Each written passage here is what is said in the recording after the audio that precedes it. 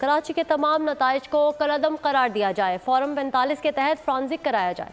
हाफिज नईमुर रहमान की कराची में news conference. कहा, इंतखाबात में धांधली के तमाम रिकॉर्ड तोड़ दिए। अवाम का फैसला कबूल किया जाए। गैस की कीमतों में इजाफा नाकाबिल कबूल है।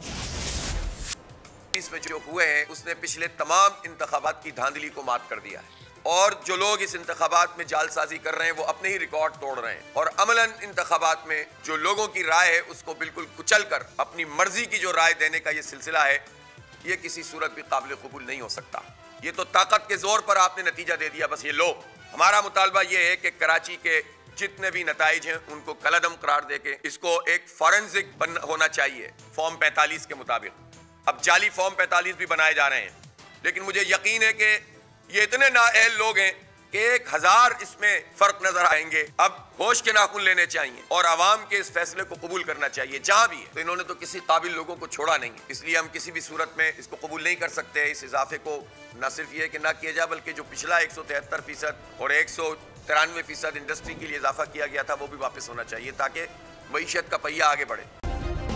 सब्सक्राइब करें और बेल दबाएं ताकि कोई खबर रह न जाए।